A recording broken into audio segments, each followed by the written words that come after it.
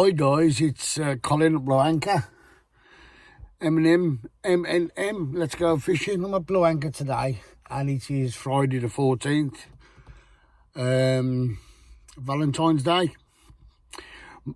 I've done one thing. I never buy my missus a card or anything on Valentine's Day, but this time I've had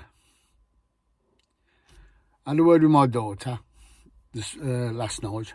We went down the road and got a Valentine's card. So what's going to happen when she wakes up?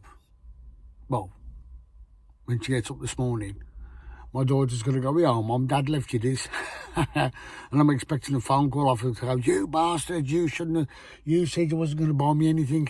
But there you go, a little surprise for her. Anyway, I'm down Blue Anchor. It's 4. Yeah, it's 4. That's the weather. That's the heat. It's -4.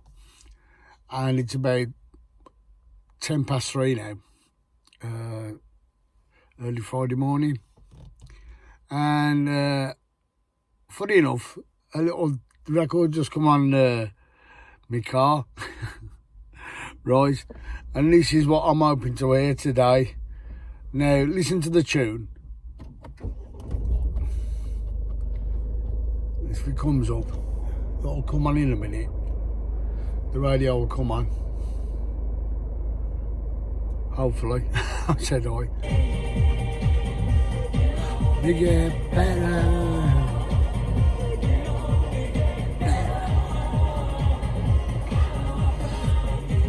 We can only hope. That's the way I look at it. Oh, it's 11 minutes past 3 now. Yeah, so let's hope it does get better today, because, as I said, I watched that lad on the Bristol channel, and what programme it's on. If you look on YouTube, it's on Minehead Sea Angling. Look it up, and there's a bloke on there. Well, I don't know if it's called, I forget if it was Walter or Wilf, but yeah, I watched him the way he was putting the bait on. Now, I'm going to try that today, putting bigger baits on, and the way he put them on, and see if I can scratch out something. Because it's going to be a good high tide today. Hang on, let me get my Bible. Where have I put my Bible? Oh, here it is here. Got my Bible. It's going to be 14th, where are we? We're up here. It's going to be 11 metres 12 today at 7 o'clock in the morning. Well, what time? Just about 7:30. It's going to be high tide. And as he said, and I didn't realise, the Bristol Channel is a giant river. It's a mouth of a river, but don't forget, it's brackish water. But when the tide comes in, it turns more into salt water, of course. And yeah, I'm going to try and do my best today, fish my socks off. That light's a bit bright, isn't it? Whoa, I've lost it. It's like me bleeding up. If I put it that way, let's have a look. Oh, doesn't matter where I put it, I'm going to blind me bleeding self. Yeah. So, bloody hell, that's too bright. Trying to turn it away from me so I don't get the... Oh, that's a bit better. Yeah, so today, I'm going to do what he done. And if it works, that's another tip I've got off somebody else who's always fishing the Bristol Channel. And I will put a title up on this, believe it or not, because I've already got it all written down in my book. I've got it all written down. And don't worry, I'll just flick the fag out there. I will pick it up later. Yeah, so of course. Now, I've travelled from Birmingham all the way down here to Blue Anchor, and I always use me sat nav. Well, I call it a twat nav because I'm a twat sometimes. So I use my twat nav because of I don't know the little side roads you can come off, but junction 11 and 11 and 12 was blocked off the junctions because what they'd done, they pulled us off at junction 11A and I had to follow the route round, and it was bloody nightmare. So it took me longer to get, well, I wasn't driving fast anyway because this car's got cruise control on it. So I just put it steady 65 all the way here because, as I said, the tied in for about 4 hours now. But give it time, it'll come in. And before I left, I got myself a coffee. It's gone cold, but never mind, I'll drink it. It's wet. And yeah, hopefully I'll catch something decent today. And if I do, I'll get it all on film. And as I said, I forgot my fork, so I can't dig on the beach. Mind you, there's not many worm casts on the beach at this time because I don't know what I think it's because the sand's cold. I do not know. I don't know how it works, but more in the summer, you get a lot of worm casts out there. I mean, if there's a load of worm casts, that's when I'll dig. It's not good me trying to show you now when there's ugly sod all there, is it? I mean, you want to see stuff coming. You know, if I'm digging for worms, you want to see the worms. The car's making a funny noise. Yeah. And as I said, I will show you all the gear I always bring with me. It is stupid. Well, that's me. I'm stupid anyway. But yeah, I've gone on board some proper scrambling with today. I bought some bacon. And I'll have beans on toast. Ooh, that's nice. Beans on toast. And I've gone on board an extra thing to so my gas don't blow all over the bleeding place. It's just a little shield. I bought it off Amazon. I always say Amazon because that's me. I'm a dickhead. Anyway, I was watching this, as I said, I was watching this guy, and he fished this mark up here, but he fished further down by the, there's a pub. There's another pub by Holberg campsite. It's called Home Farm, just on Blue Anchor site, just past Blue Anchor Holborn side, sorry. And I have car boot there on a Saturdays, and they have one every now and again. And that's where I used to like to go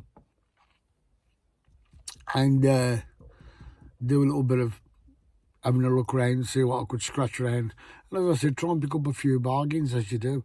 Somebody who's junk is always somebody's tat is all your junk that you want to buy as well. It's all junk, but you buy it because that's the way you are. That's what a car boot's all about. And you might find something that you do like, but there you go.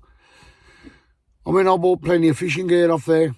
I mean, as I said ages ago, my mate, when we was fishing down there, Old Headley, we were fishing away. And he asked me to go fly fishing with him, and I did. And it was brilliant. Again, little old man, little old Yorkshireman. Little old man he was.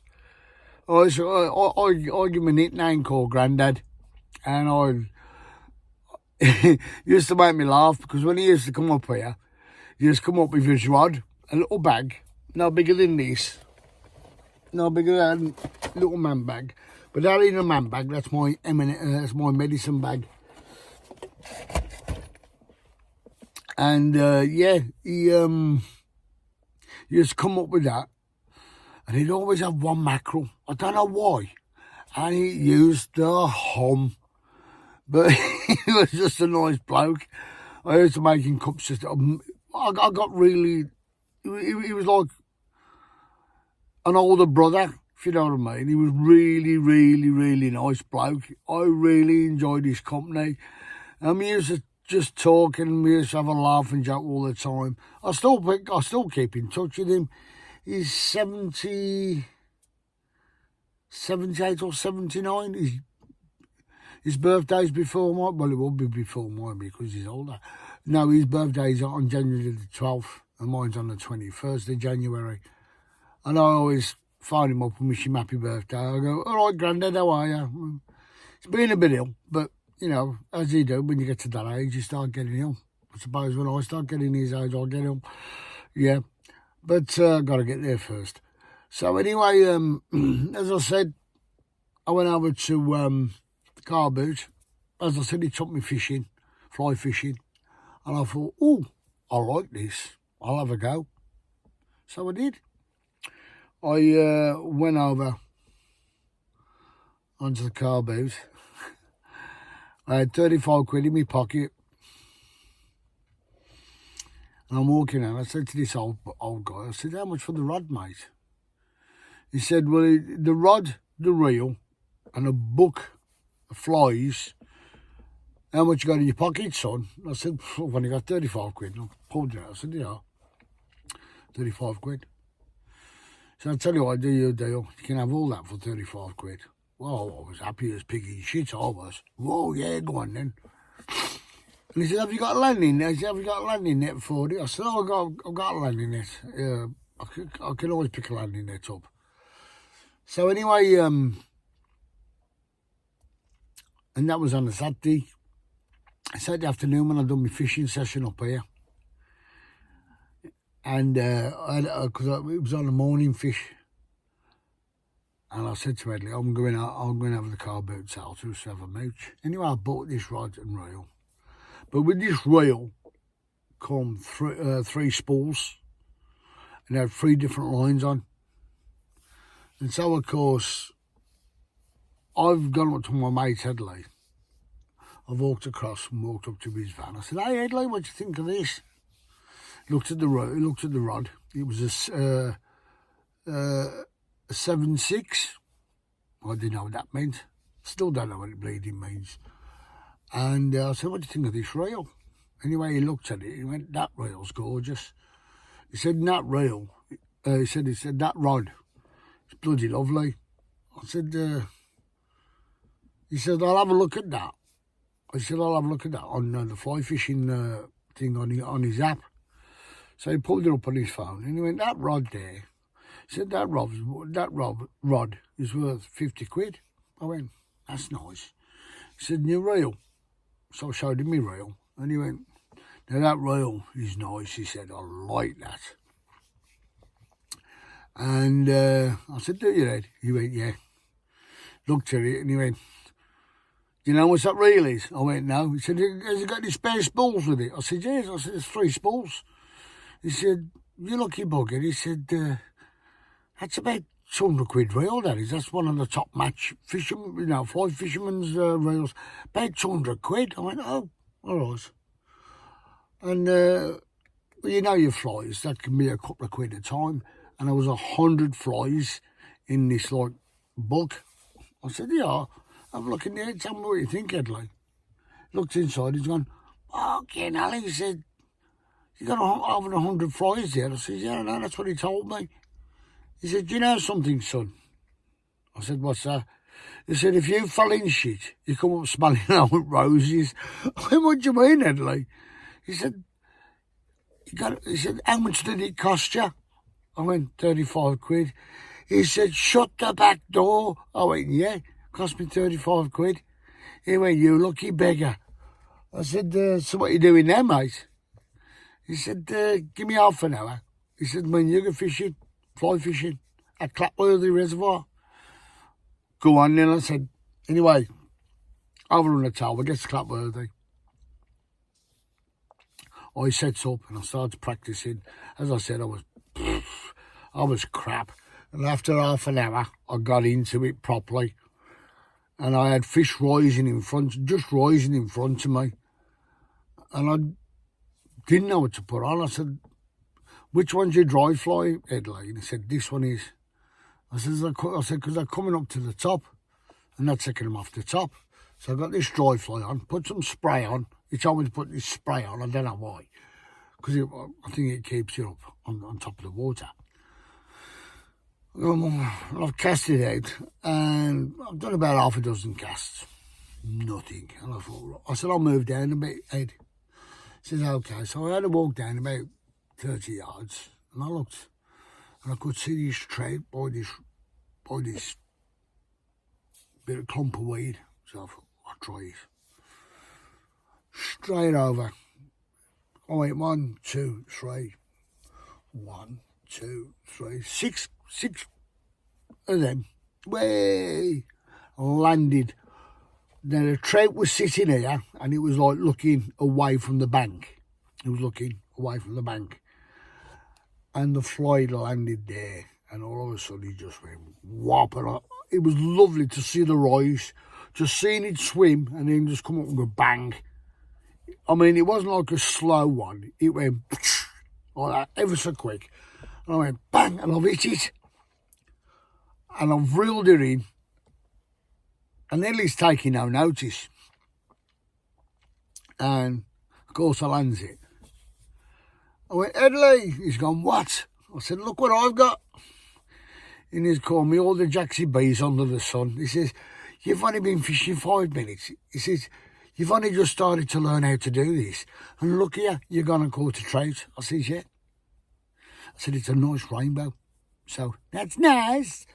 Anyway, I'm going to cut you loose. I will show you the back of my car. Hang on, if I can do it this way. See what we can see behind me. Oh, let's have a look. Excuse me. Can you see it all? No. Anyway, I ain't got it right. That's the back of my car. It is full. I'm a bugger for it. Anyway, guys.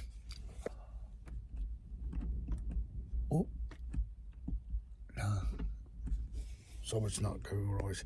Anyway, it's gone off now. Sorry.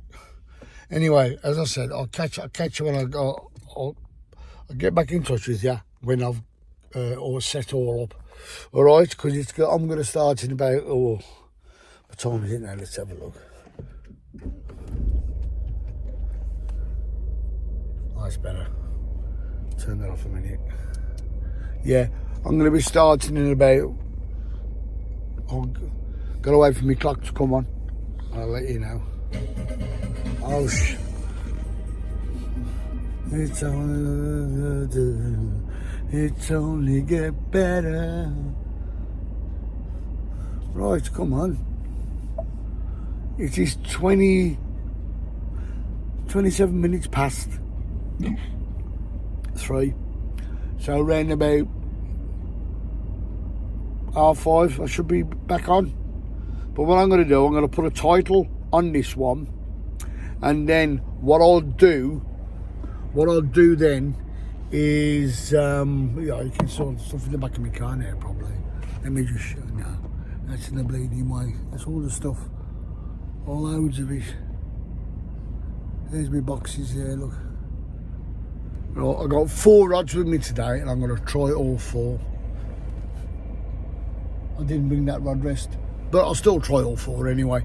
I'll have the 2 big ones out and the 2 little ones, the two 15-footers and the 2 little ones, 2 10-footers.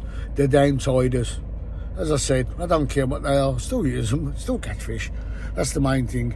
Anyway, guys, as I said, I'm going to try and put the title on this, and all I'm going to do after that is each time I load one up, it's going to be a follow-on from my 3 days down here.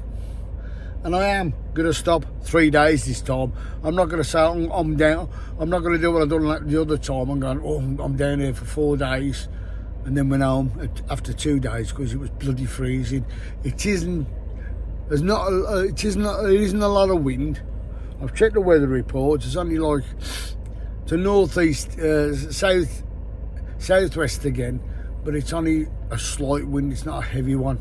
So I will show you what the sea's like when I'm up and running, and also when the tide goes out, I will show you the ground that I'm fishing over. I will show you that, and I will wear the mic at all times this time because I don't want it going through like a bleeding wind tunnel. Anyway, guys, I'll catch you later. Bye. Oh, I keep doing that on that little end because that's where the camera is over there, just there. Anyway, catch you later. Bye.